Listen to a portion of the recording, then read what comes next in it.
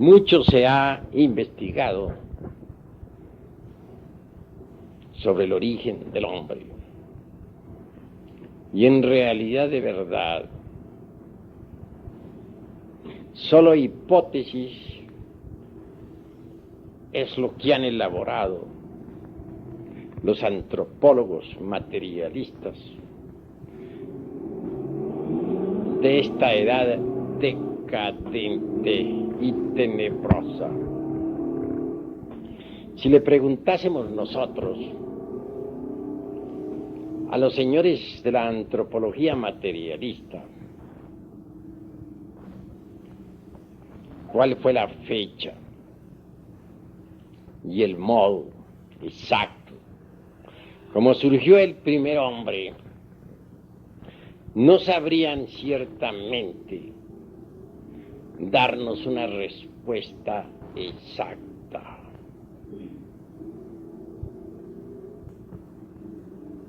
Desde las épocas aquellas de Mr. Darwin hasta Haeckel, y posteriormente desde Haeckel hasta nuestros días, han surgido innumerables hipótesis y teorías sobre el origen del hombre. Empero, hemos de aclarar en forma enfática que ninguna de tales suposiciones puede ser ciertamente demostrada. El mismo Haeckel asegura con gran énfasis que ni la geología ni tampoco esa otra ciencia llamada filogenia tendrán jamás exactitud dentro del terreno de la mismísima ciencia oficial. Si aseveración de esta clase hace un Haeckel, ¿qué podríamos nosotros añadir a esta cuestión? En realidad, esto del origen de la vida y del origen del hombre no podría ser ciertamente conocidos en tanto la humanidad no haya estudiado a fondo la antropología gnóstica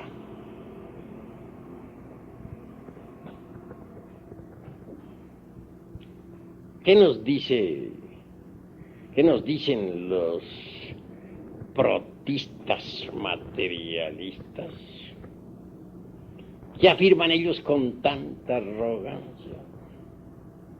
¿Qué es lo que suponen sobre el origen de la vida y de la psiquis humana?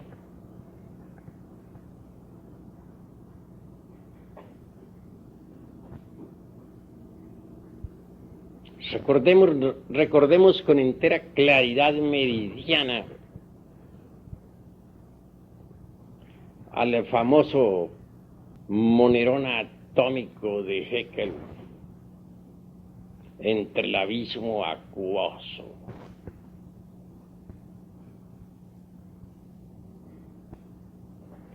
Complejo átomo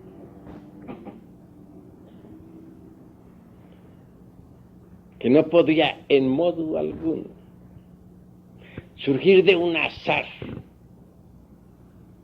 como lo supone ese buen señor.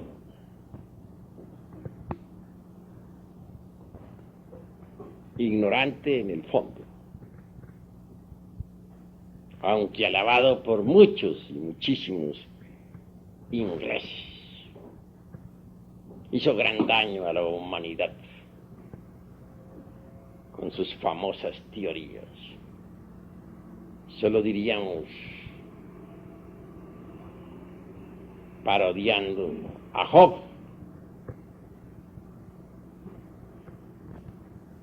que su recuerdo se borre de la humanidad y que su nombre no figure en las calles. ¿Creen ustedes acaso que el átomo del abismo acuoso, el monerón atómico, podría surgir del azar? Si para construir una bomba atómica se necesita de la inteligencia de los científicos, ¿cuánto mayor talento se requeriría para la elaboración de un átomo?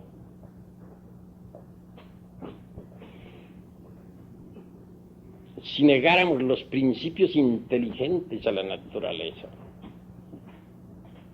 la mecánica dejaría de existir, porque no es posible la existencia de la mecánica sin mecánicos. Si alguien considerase posible la existencia de cualquier máquina sin autor, me gustaría que lo demostrara y que pusiese los elementos químicos sobre el tapete del laboratorio para que surgiera un radio, un automóvil, o simplemente una célula orgánica. Creo que ya don Alfonso Herrera, el autor de la plasmogenía, logró fabricar la célula artificial, mas esta siempre fue una célula muerta, que jamás tuvo vida.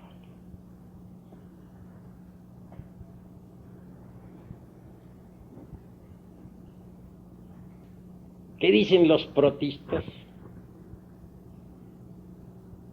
Que la conciencia, el ser, alma o espíritu, simplemente los principios psíquicos, no son más que evoluciones moleculares del protoplasma a través de los siglos.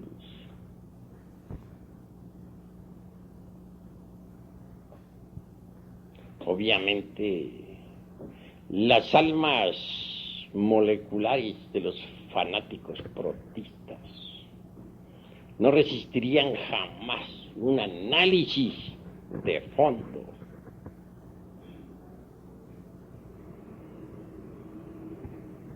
La célula alma, el batibius gelatinoso del famoso Haeckel,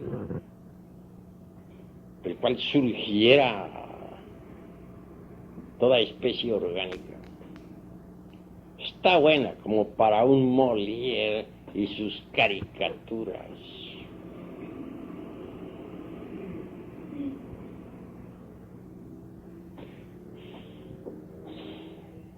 En el fondo de toda esta cuestión, y tras de tanta teoría mecanicista y evolutista, lo que se tiene es el afán de combatir al clero. Se busca siempre algún sistema, alguna teoría que satisfaga a la mente y al corazón para demoler al Génesis hebraico. Es precisamente una reacción contra el bíblico Adán y su famosa Eva sacada de una costilla, el origen viviente de los Darwin, de los Haeckel y demás secuaces. Pero deberían ser sinceros, manifestar su insatisfacción contra todo concepto clerical.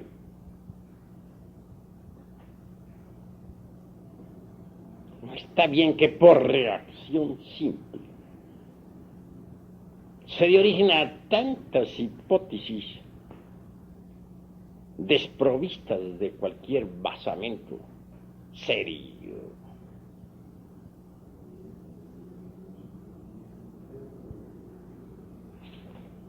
¿Qué nos dice Mr. Darwin sobre la cuestión esa del mono catirrino? Que posiblemente el hombre devino de allí. Sin embargo, no lo asienta en forma tan enfática como lo suponen los materialistas alemanes e ingleses.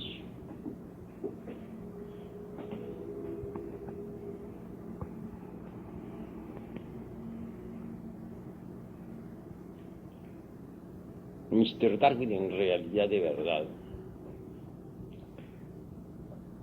dentro de su sistema,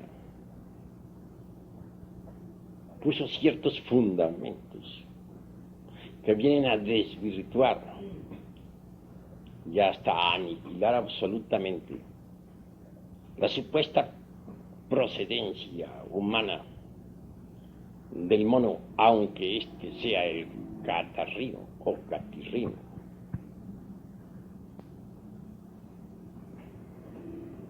En primer lugar, como ya lo demostró Huxley, el esqueleto del hombre es completamente distinto en su construcción al esqueleto del mono. No dudo que haya ciertas semejanzas entre el antropoide y el pobre animal intelectual equivocadamente llamada hombre, mas no exactitud definitiva o definitizante en esta cuestión. El esqueleto del antropoide es trepacista. Está hecho para trepar. Así lo indica la elasticidad y construcción de su sistema óseo. En cambio, el esqueleto humano está hecho para caminar. Son dos construcciones óseas diferentes.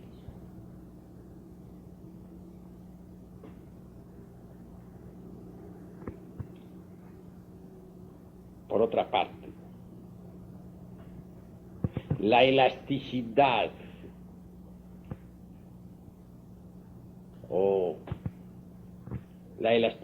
y también el eje, dijéramos, el eje craneal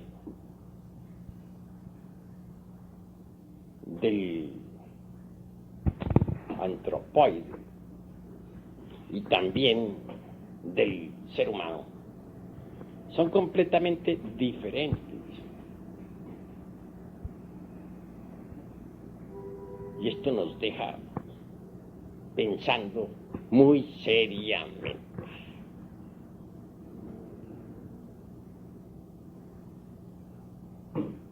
Por otra parte, mis estimables hermanos, bien se ha dicho, con entera claridad meridiana, por los mismísimos antropólogos materialistas, que un ser organizado. En modo alguno podría venir de otro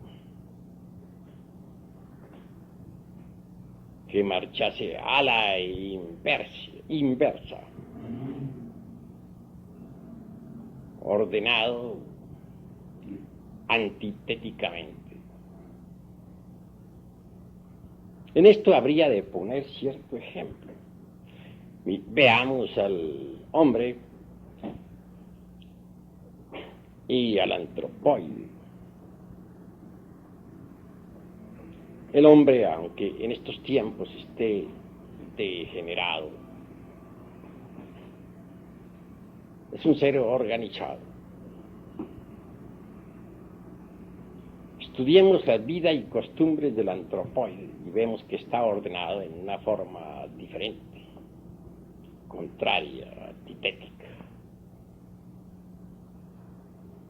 No podría un ser organizado, pues, devenir de otro ordenado en forma opuesta. Y esto lo afirman siempre, muy severamente, las mismísimas escuelas materialistas.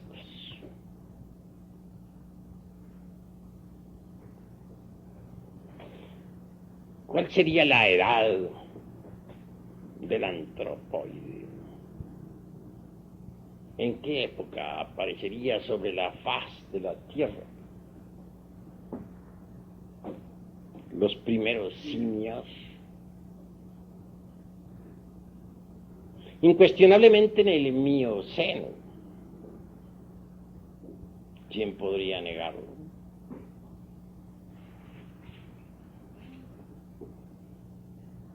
Tuvo que haber aparecido, obviamente, en la tercera parte del Mioceno, hace unos 15 a 25 millones de años.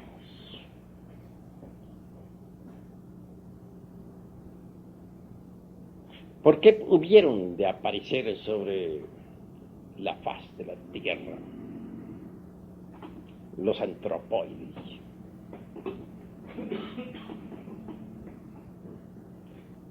¿Podrían dar acaso alguna respuesta exacta los señores de la antropología materialista, los brillantes científicos modernos, esos que tanto presumen de sabios?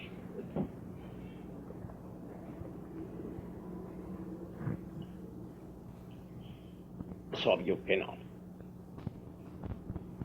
Además, el Mioceno en modo alguno estuvo ubicado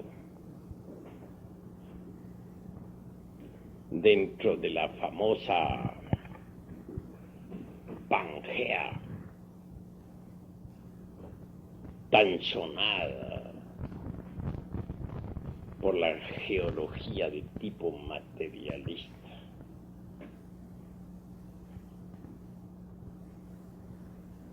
Resulta ostensible que el Mioceno tuvo su propio escenario en la antigua tierra lemúrica, continente ubicado antes en el Océano Pacífico. Restos de la Lemuria. Tenemos todavía a la Oceanía, con la Gran Australia, y a la isla de Pascua, donde están tallados ciertos monolitos, etcétera. Que no lo acepte la antropología materialista por estar embotellada completamente en su Pangea. ¿Qué importa a la ciencia y qué a nosotros?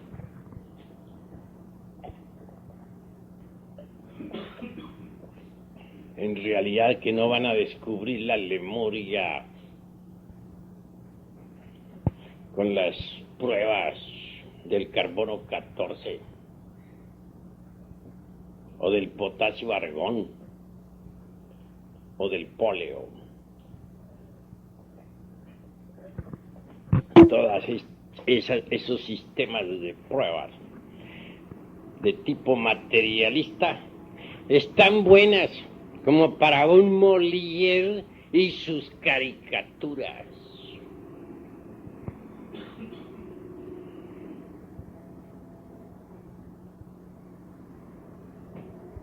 Por estos tiempos, después de las infinitas hipótesis de los Haeckel y de los Darwin y de los Huxley y todos sus secuaces, se sigue todavía entronizando a la teoría de la selección natural de las especies, otorgándosele nada menos que el poder de crear nuevas especies.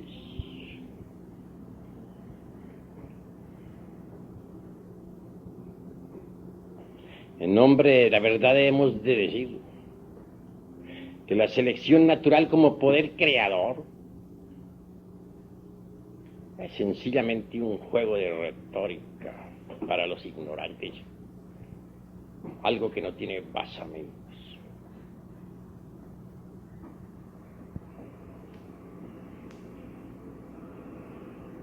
La selección, eso de que mediante la selección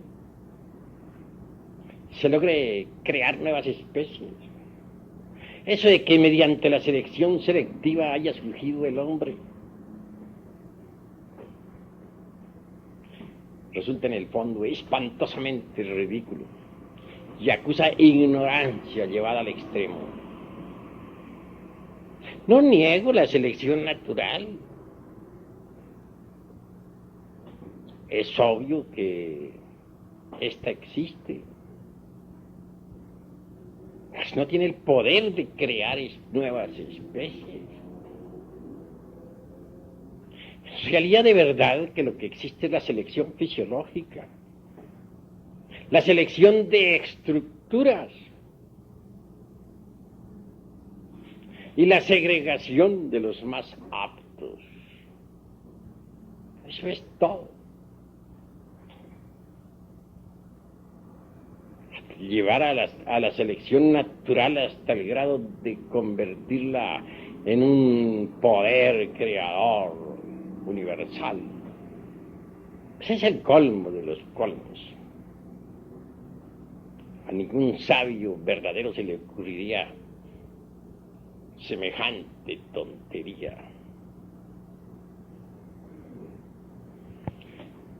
Nunca se ha visto que mediante la selección natural surja alguna especie nueva. ¿Cuándo? ¿En qué época?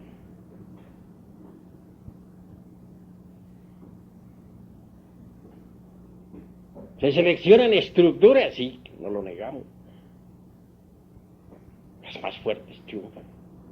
En eso de la lucha por el pan de cada día. En la batalla incesante del cada instante. En que se brega por comer y no ser comido. Obviamente triunfa el más fuerte, que transmite sus características a sus descendientes. Características fisiológicas, características de estructuras. Entonces, los selectos, los más aptos, se segregan.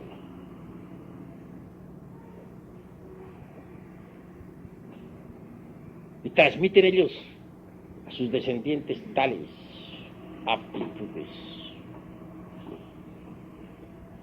Así es como se debe entender la ley de la selección natural. Así es como se debe comprender. Una especie cualquiera. Entre las selvas profundas de la naturaleza tiene que luchar por tragar y no ser tragado. Obviamente, resulta espantosa tal brega. Y como resultado, triunfan, como es natural, los más fuertes.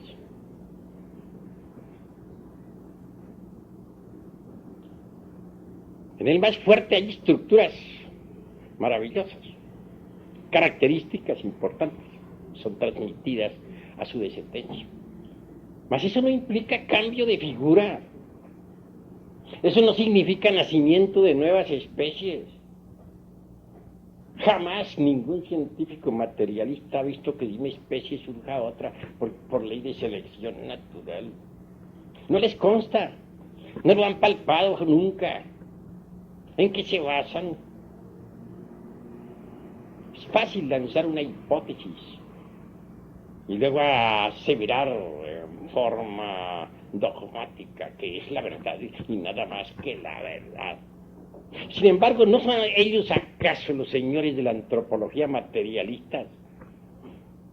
Los que dicen que no creen sino en lo que ven, que no aceptan nada que no hayan visto. Qué contradicción tan terrible. Creen en sus hipótesis y nunca las han visto. Afirman que el ser humano viene del ratón, pero eso no les consta. No, nunca lo han percibido directamente. También enfatizan la idea de que venga del mandril. Son innumerables las teorías de estos tontos científicos. Absurdas afirmaciones de hechos que ellos jamás han visto. Nosotros los gnósticos no aceptamos supersticiones, y esas son supersticiones absurdas. Nosotros somos matemáticos en la investigación y exigentes en la expresión. No nos gustan tales fantasías. Queremos factos, hechos concretos y definitivos.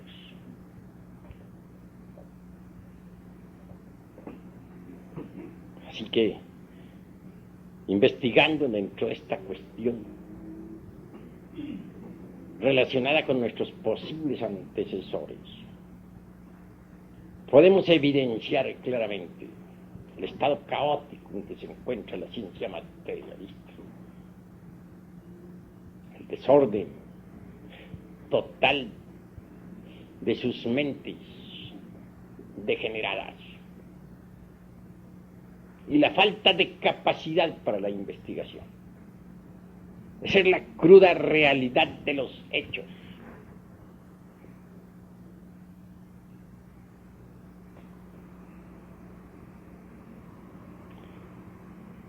Esta cuestión, este asunto de que de ciertas formas homínidas surjan otras, así porque sí, fundamentados únicamente en pruebas tan ridículas como las del carbono 14 o del potasio argón o del polen, constituyen en realidad la vergüenza de esta época del siglo XX.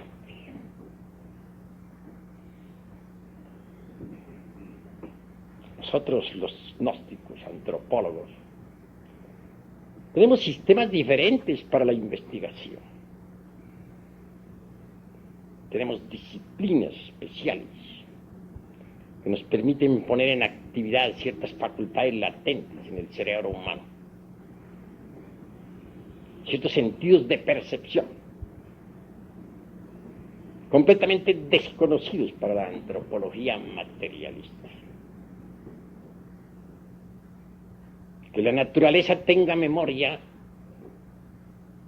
es lógico y un día se podrá demostrar. Ya comienzan a hacerse ensayos científicos modernos.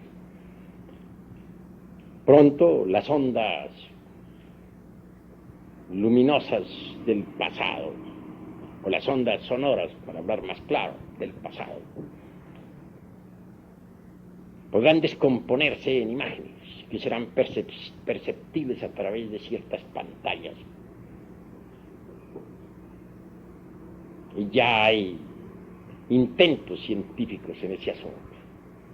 Entonces podrán ver los televidentes del mundo entero el origen del hombre y la historia de la Tierra y de sus razas. Cuando llegue ese día, que no está tarde, el anticristo de la falsa ciencia, quiero decirles con entera sinceridad,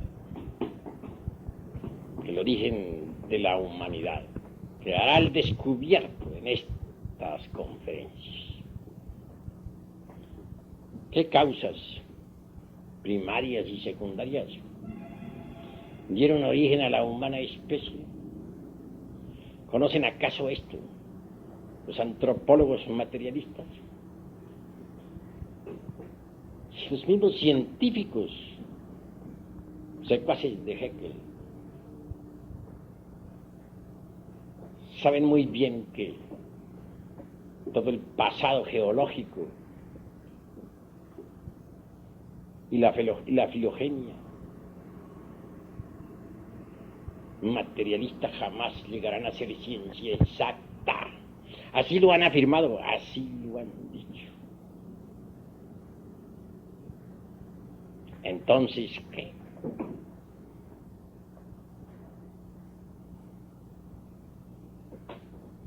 Estamos en una época de grandes inquietudes. Y el misterio del origen del hombre debe ser aclarado.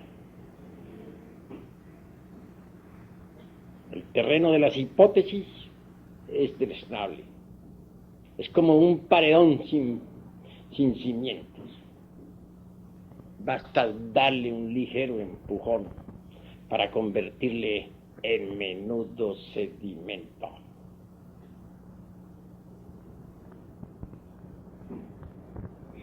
Lo más grave de la antropología materialista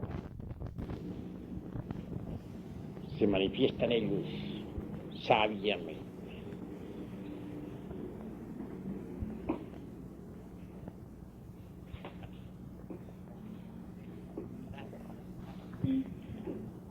Absurdo resulta también embotellarnos en el dogma de la mecánica evolutiva.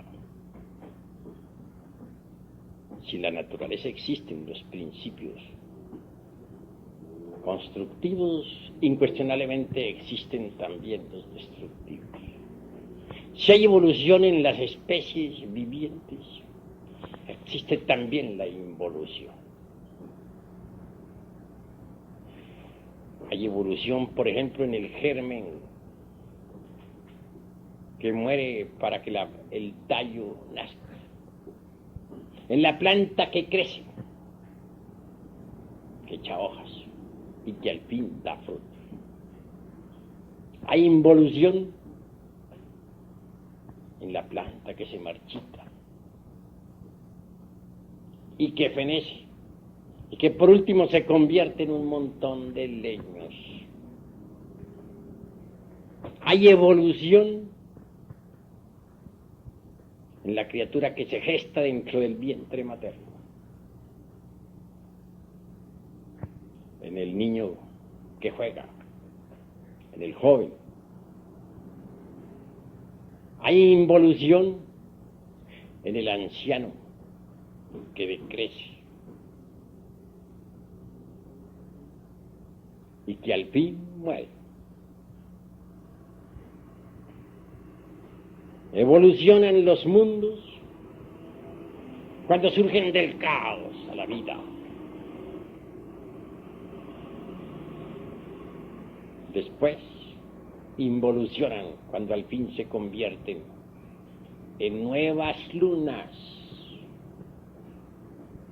Así es que si consideramos la antropología exclusivamente a través de la mecánica evolutiva, estamos hablando en forma parcial caemos en el error. Mas si estudiamos la antropología también a la luz de la involución, entonces marchamos equilibradamente, porque evolución e involución constituyen el eje mecánico de toda la naturaleza. Así que considerar que la evolución es la única base de todo este gran mecanismo natural resulta absurdo en forma total. Tenemos que considerar la vida y la muerte, los tiempos de desarrollo y los tiempos de caducidad. Solo así marcharemos correctamente dentro de la dialéctica gnóstica en su forma integral. En modo alguno estamos dispuestos nosotros a quedar embotellados en el dogma materialista evolutivo. Tenemos que estudiar también los procesos involutivos de la antropología, o marchamos por el camino del error.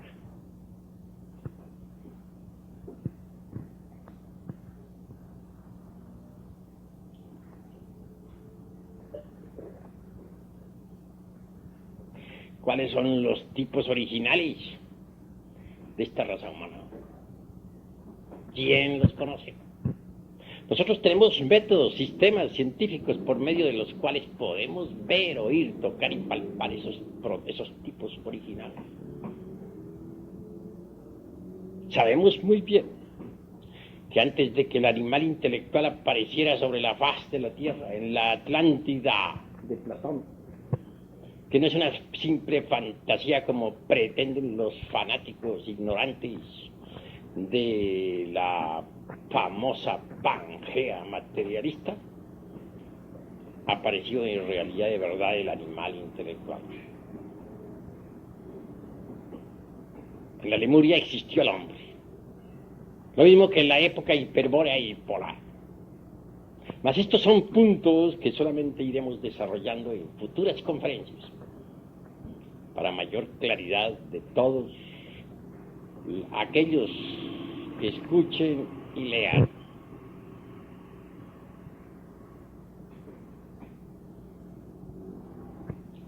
La Atlántida realmente existió.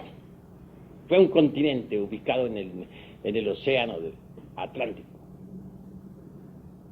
Restos de la Atlántida tenemos nosotros, el archipiélago de las Antillas, etc. Las Canarias también son vestigios de lo que fue la Atlántida. Y aún la misma España no es más que un pedazo de la antigua Atlántida. Pero esto no lo conocen los fanáticos de la antropología materialista, ni los geólogos tan atrasados en el fondo, capaces para proyectarse en el tiempo. ¿Cómo podrían ellos saber algo sobre lo que ocurriera hace unos tantos millones de años en la era miocena? ¿Qué saben ellos del mioceno? ¿Lo han visto, lo han tocado, lo han palpado? Si nosotros hablamos del mioceno es porque podemos verlo y sabemos que es asequible a aquel que sea capaz de desarrollar las facultades trascendentales del ser latentes en el cerebro humano. Pero la actitud de negación materialista es incongruente. Se dice que no se cree sino en lo que se ve, y ellos creen en todas sus hipótesis absurdas. Hipótesis que nadie ha visto, que a nadie le consta. En realidad, de verdad, nunca, científico alguno, vio surgir el primer hombre. Hablan ellos con tanta autosuficiencia, como si hubieran estado en el Mioceno, como si hubieran visto a los antropoides surgiendo allá, de la antigua Lemuria. Entronizan a sus dioses maravillosos, como son los famosos lemúricos, y también los mandrilis, como proximianos sublimes, de los cuales descendemos. ¿Les consta eso? ¿Lo han visto alguna vez? Nunca. ¿En qué se basan? En cosas que no han visto. ¿No son ellos mismos los que dicen que no creen sino en lo que ven? Entonces, ¿por qué están creyendo en lo que nunca han visto? ¿No es acaso esto una contradicción? ¿No resulta, en el fondo, esto incongruente?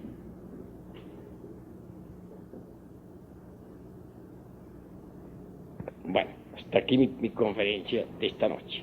Si hay alguna pregunta, pueden hacerla sin salirse exactamente de lo que estamos enseñando. A ver, pregúntenme.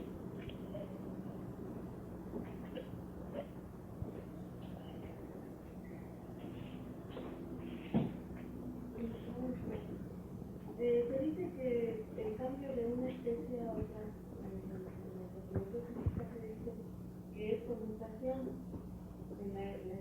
en un proceso de herencia, ¿no?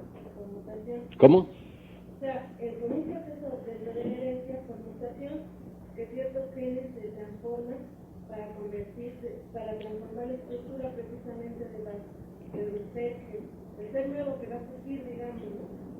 Entonces, ¿quiere decir que en realidad no existen mutaciones entre las especies?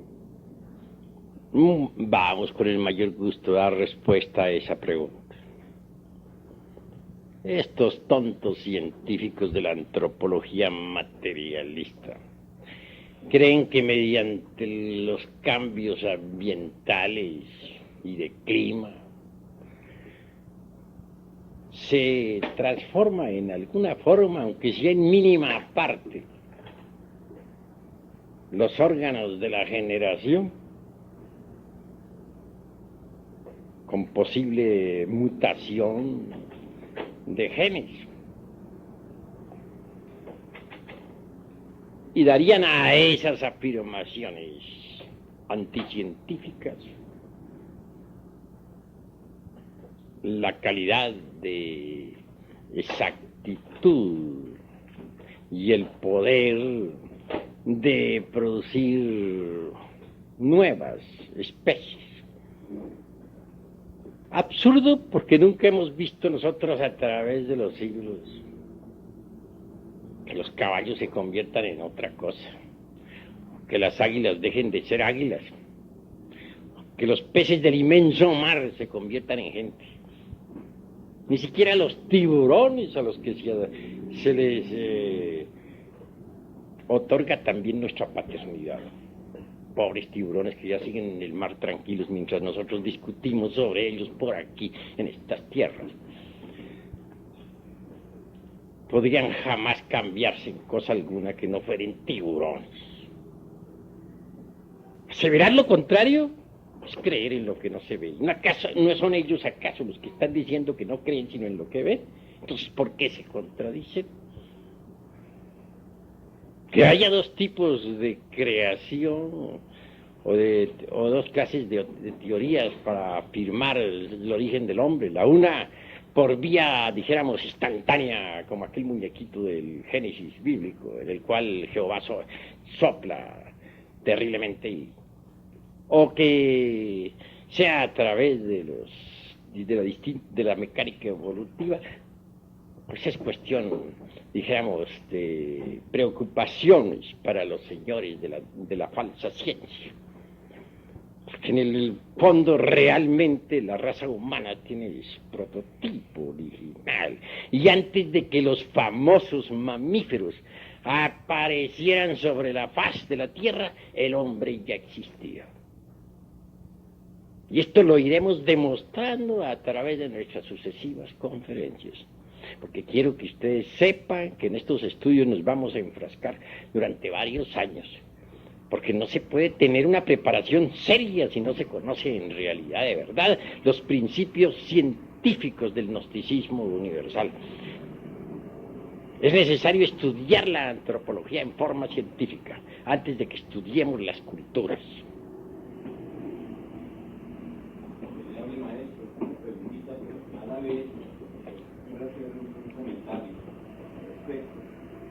Evidentemente, pues, a través de la simple lógica dialéctica y la lógica matemática, siendo riguroso, el maestro ha demostrado de que la ciencia actual se contradice a sí misma, se contradice.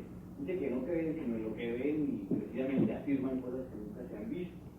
Nosotros podemos citar en este momento algo de la historia de la antropología materialista, cómo aparece más o menos en el siglo XVIII a través del pensamiento filosófico, de los filósofos, para dar una especie de ciencia que se va a llamar antropología, a través de unos señores que empiezan a recoger objetos antiguos, y por ahí empieza. Pero nosotros, a través de la psicología, por esa ciencia, podemos, digamos, hacerle una disección al hombre del siglo XVIII, en qué medio ambiente se encontraba, qué nivel del ser desarrollaba por lo general la cultura del siglo XVIII en Europa, y podemos darnos cuenta que está en un estado incipiente la misma ciencia materialista, y que a partir de esos postulados y de esas hipótesis han querido darle, como ya lo han dado, pues, organizado en las universidades, cuál fue el origen del hombre, y la arguyen con gran prosopopeya y con gran énfasis, afirmando lo que el maestro ha citado, afirmando pues de que en el Mioceno, en el Plioceno, se dieron tales los catarrinos, los lemurios, el proceso evolutivo en el cual a través de otra ciencia que es la filogenia afirman de que esos genes en un determinado momento por ambientación, por clima, como bien el maestro lo ha citado, a través de las 4 glaciaciones han tenido mutaciones que van generando nuevas características en la estructura misma. Esto todo ya está demostrado por lógica que no es posible. Mi pregunta que viene a todo esto, maestro, es si para nosotros, los instructores, podemos llegar a demostrar, podemos hacerle frente, digamos, a la antropología física a través de una lógica, mostrarle que es ilógico mismo, también nos va a quedar un poco difícil demostrar a nosotros en el estado y en el nivel de ser que nos encontramos, demostrar lo contrario, demostrar la antropología, no, demostrar de que los siguientes postulados que vamos a ver en las siguientes conferencias. Mi pregunta sería, ¿qué actitud propia debe tener el investigador gnóstico a partir de este instante? Que no sea una actitud similar a la de la ciencia materialista, o sea, nosotros asegurar cosas que no hemos visto tampoco, ¿no? ¿Qué actitud debe tomar a partir de esta conferencia en adelante el estudiante? Pues a partir de estas conferencias el estudiante gnóstico debe desarrollar precisamente las facultades que le permitan investigar la geología en sus formas más profundas, lo mismo que la filogenia. Indubitablemente la ciencia de la meditación, tal como nosotros la vamos dando, permitirá a nuestros estudiantes llegar a ser verdaderamente idóneos en la investigación. Eso es obvio. En cuanto a lo que estos señores, pues, a las afirmaciones de estos señores, claro que serán descuartizadas a través de nuestras distintas conferencias. Nunca jamás se ha visto que mediante la selección sexual genética un hombre se convierte en caballo, o un caballo se convierte en hombre, o que de un lemúrico salga un hombre. todas las suposiciones de la rueda esa de nuestros antecesores, incluyendo el tiburón, que no se escapa tampoco, no son más que empíricas, no tienen aseveración. Vendrá en nuestro auxilio para demostración a ese mundo de los profanos materialistas. Los aparatos científicos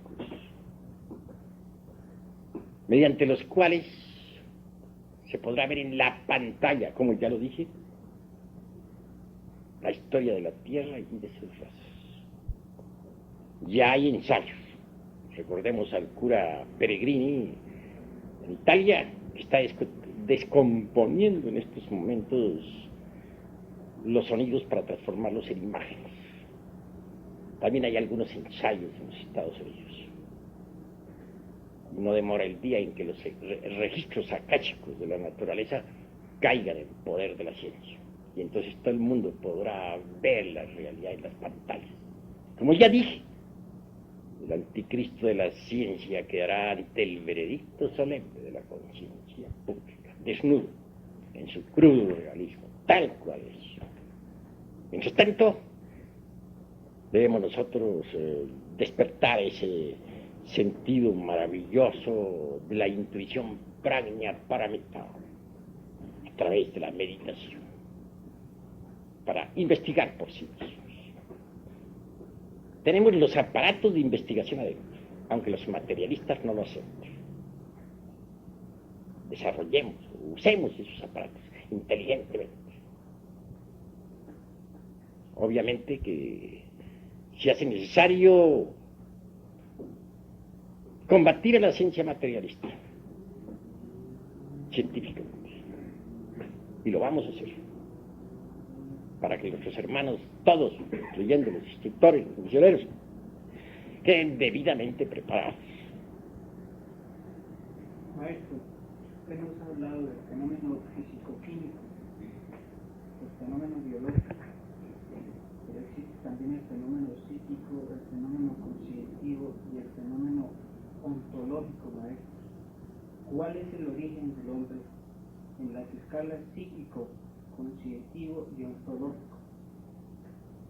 Si nosotros vamos a cerrarnos completamente a la banda, como se dice, ¿no?, como lo hacen los antropólogos materialistas, ¿qué haríamos más que con los ganglios y el cerebro, la materia gris como perceptivas de los fenómenos psicoquímicos?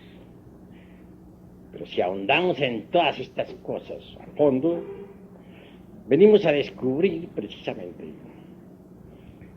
que estos tres fenómenos de los cuales tú hablas, o sea, el psicoquímico, el conscientivo y el ontológico, como escalas distintas de los niveles del ser.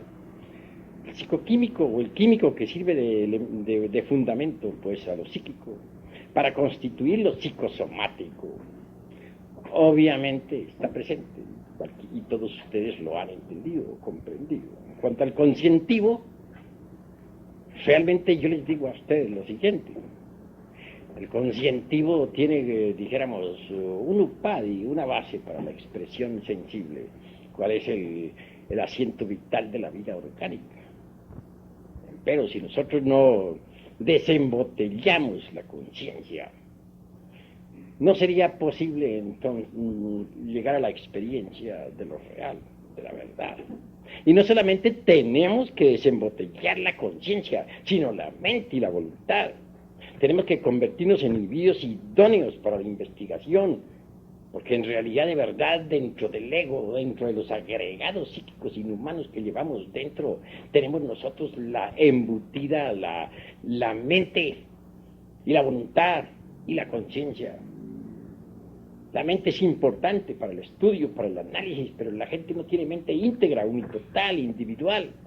La gente tiene la mente dispersa, embotellada entre los distintos elementos psíquicos indeseables.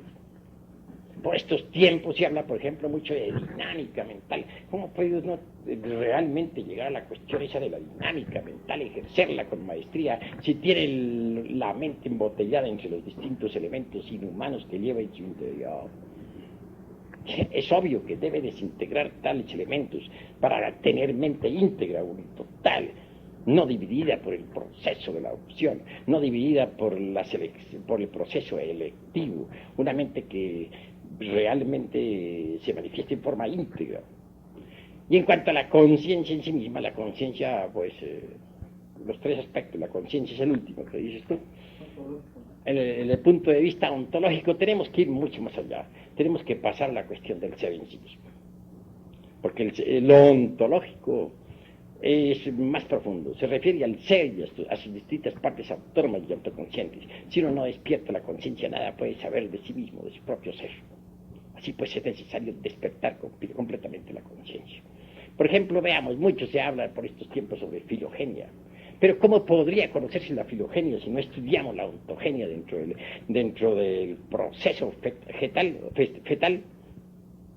Bien sabemos nosotros que en el vientre, dijéramos en el claustro materno, se repite exactamente toda la historia por la cual ha pasado el ser humano en sus procesos evolutivos e involutivos. Si quien quiera conocer la filogenia a fondo, debe estudiar la ontogenia. Y nadie podría en verdad penetrar dentro de los misterios de la ontogenia y llegar a la filogenia exacta, no a la filogenia materialista, si antes no ha despertado ciertamente en forma íntegra la conciencia. Y más aún, si no ha desembotellado la mente, si no ha logrado una mente íntegra, unitotal.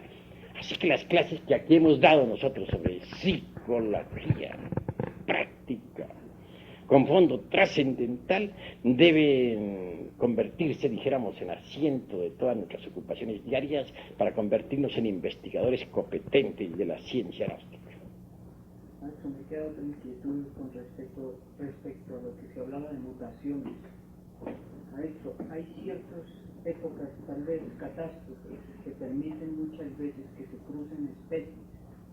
¿Cómo explicarle a la psicología humana, a los que desconocen totalmente el proceso del despertar de la conciencia gradual, que hay ciertas épocas en que las especies se pueden cruzar y dan origen a ciertas monstruosidades? Pues esto realmente es inasequible para la ciencia oficial. ¿Qué puede saber la ciencia oficial sobre el modo como esos tres factores, por ejemplo, cuáles son las tres fuerzas primarias de la naturaleza y del cosmos, se polarizan?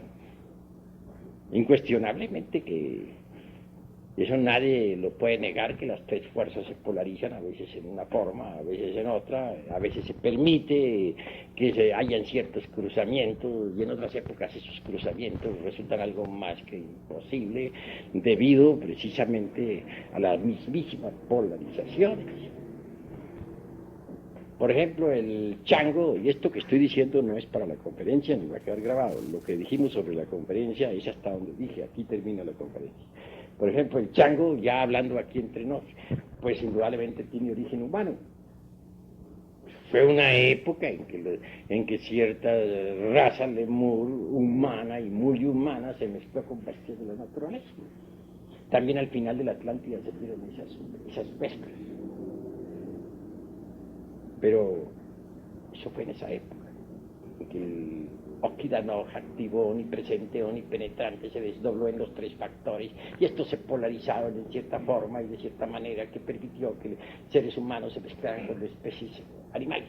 Y de allí surgieron changos. Tanto en Lemuria hubo changos durante el Mioceno como también los hubo en la Atlántida. De eso trataremos más adelante y en forma seria en estudios científicos. Claro que lo que en este momento estamos platicando es aquí entre nosotros, no está incluido dentro de la conferencia. A ver. Acerca de lo que yo he entendido de la cuantificación de años atrás, geológica, o sea, la antropología se basa mucho en la geología para poder citar pues, el hombre antiguo en qué época apareció. Estos tanteos de la geología también sabemos muy bien que es un riguroso estudio de observación sobre formaciones geológicas. A estas formaciones geológicas le han llamado, como bien sabemos todos, la era primaria, la secundaria, la terciaria y la cuaternaria en la cual estamos. En la era terciaria y secundaria, donde aparecen estos periodos del Mioceno, Plioceno, Oligoceno, se les da un dato aproximado a través de las pruebas de la computación, a través del polen o a través de también de algunas técnicas geológicas. Que dicen, tal formación geológica tiene tantos años, y si el esqueleto está allí aparecido, dice, hace tantos años apareció este hombre, según en la profundidad donde se encuentra. Esas formaciones en sí mismas sí corresponden a los años que pone la ciencia oficial. Bueno, la pregunta que tú me estás haciendo no está dentro de la conferencia de hoy. No, porque tenemos que ceñirnos estrictamente a lo que hemos enseñado hoy. Nada más, pero te la contesto con mucho gusto. Obviamente que esas clasificaciones son absurdas en un 100%.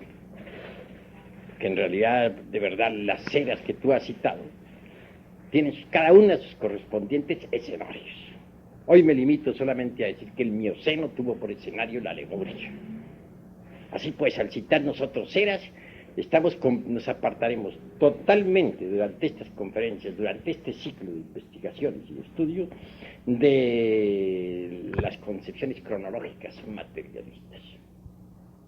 Vamos a ceñirnos estrictamente a la antropología gnóstica. A ver.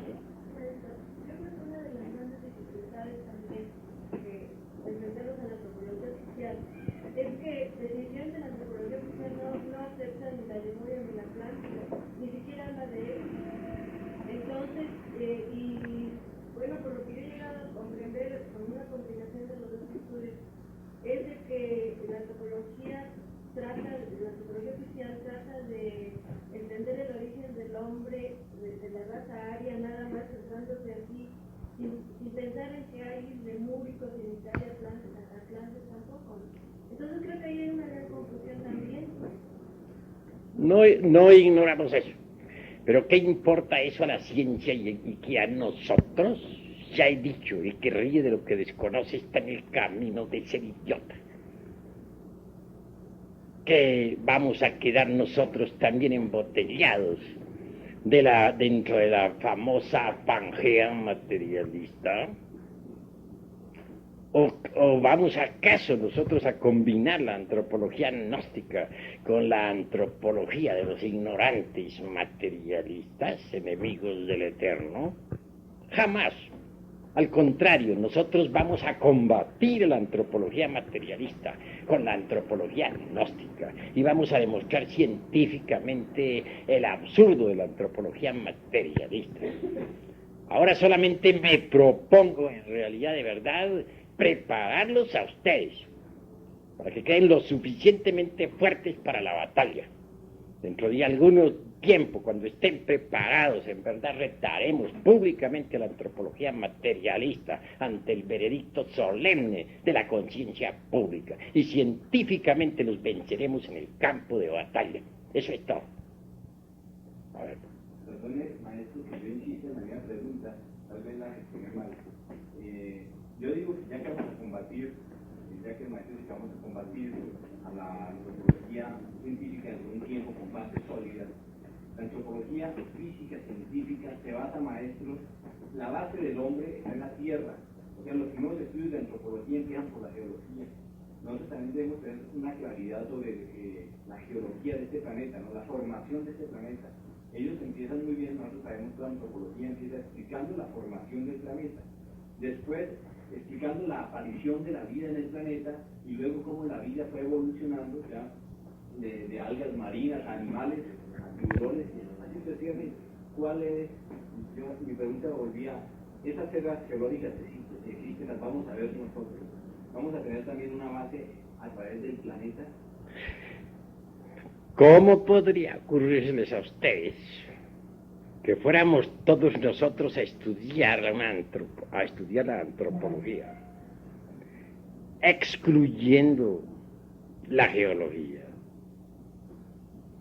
¿Sería eso tan absurdo como querer que un drama se representara sin escenario, en el aire, así porque sí? Todo el drama de la vida humana, toda la historia de la Tierra y de sus razas se han desenvuelto dentro de distintos periodos geológicos. Por tanto, a través de estos estudios se van contemplando esos periodos geológicos. Mas no vamos a desenvolver nuestra didáctica de acuerdo con el programa de la antropología materialista, porque no somos copiones. Sencillamente vamos a ir desarrollando todas estas cuestiones antropológicas y geológicas de acuerdo con nuestra propia dialéctica. Hoy solamente he querido poner como principio Lemuria y Atlántida. Los estudios que habrán de procesarse a través de nuestras exposiciones antropológicas irán echando cada vez más y más luz sobre la cuestión geológica de Lemuria y Atlántida y en general sobre los distintos procesos geológicos de la Tierra a través de los millones de años que han transcurrido. Porque no, en modo alguno vamos a enseñar antropología excluyendo la geología y las distintas eras históricas. Eso sería absurdo. Así que se tenga en cuenta que nosotros no necesitamos tomar prestado nada de la geología, de la antropología materialista. Únicamente vamos a poner las cartas sobre la mesa y a demostrarle al mundo que la antropología materialista es falsa en un 100%. Eso es todo. A ver, hable. Quería referirme, venerable maestro, a algunas preguntas que se han hecho que demuestran, pues, en el fondo quizás algo de temor a las confrontaciones futuras que se tengan, ¿no?, con los antropólogos científicos. Yo diría, venerable, que no puede ser antropólogo aquel que no se conoce a sí mismo. Por ahí podríamos nosotros empezar a confrontar a la antropología científica. Usted estudia al hombre, usted se conoce a sí mismo. Usted quiere hallar el origen de la vida está en usted mismo. Póngase un pedazo de carne, un sándwich, y se transforma en vida, investigue el origen de la vida en usted, para que tiene que estar haciendo excavaciones para usted mismo, ¿no? Entonces nosotros realmente tenemos los métodos, la lógica trascendental, el conocimiento sublime que nos permitirá demostrar a los demás, no en base a simples lecturas, sino a investigaciones concretas. Ahora mi pregunta era la siguiente. Se ha hablado de la selección natural, de la lucha. Bueno, pero ¿cuál es tu pregunta? Primero me planteas algo, eso no es pregunta. No, pero yo... Voy a contestar primero, luego viene la segunda. Tenemos que ser exactos en todo. Indudablemente, mis queridos amigos, hermanos, pues conociéndose uno a sí mismo, conoce el universo, conoce la Tierra, conoce todo lo que es, pero a los geólogos, a los antropólogos materialistas no los vamos a convencer con ese razonamiento. Es exacto para nosotros, pero ellos no lo entienden ni lo aceptan. Así pues a ellos vamos a combatir con nuestra dialéctica científica. Y eso es todo. Ahora habla tú. Bueno, se hablaba de la selección natural, maestro. Entonces nosotros hemos venido observando que algunas especies han desaparecido. Entonces nuestra pregunta es, ¿las especies realmente desaparecen o se reabsorben en sus arquetipos primigenios para luego reaparecer en otra futura ocasión de acuerdo a los ciclos vitales de un planeta? Ya hablé sobre eso en un mensaje de Navidad anterior que ustedes conocieron. Hablé sobre los gérmenes de la vida. Entonces dije que esos gérmenes estaban contenidos aquí mismo en la naturaleza y que tienen sus tiempos de evolución y de involución. Una especie, por ejemplo, sale desde su estado germinal cuando es su tiempo, su hora, en el medio ambiente que le pertenece, etc. Entonces se le ve en evolución. Cuando las condiciones del medio ambiente cambian, entonces esa especie involuciona y al fin desaparece. Desaparece, pero al desaparecer quedan sus gérmenes suspensos en la atmósfera, en la naturaleza. Si se crearan artificialmente condiciones similares a las que existieron en aquella época, esa especie volvería a aparecer y luego desaparecería otra vez al desaparecer esas condiciones. Así pues que las especies, las gérmenes, todo lo que es, ha sido y será, tiene sus tiempos de manifestación y sus tiempos de pralaya. O sea que con esta explicación, maestro, se le da un golpe, digámoslo así, fulminante a este aspecto de la creación por selección natural. Pues sí. Los científicos materialistas tienen tan absurdos como suponer, por ejemplo, que las especies pueden tener cambios espontáneos, variaciones accidentales Y sin embargo, ellos mismos han asentado el dogma de que estamos en un universo de fuerza, de materia y de necesidad. ¿No es acaso esto incongruente y absurdo?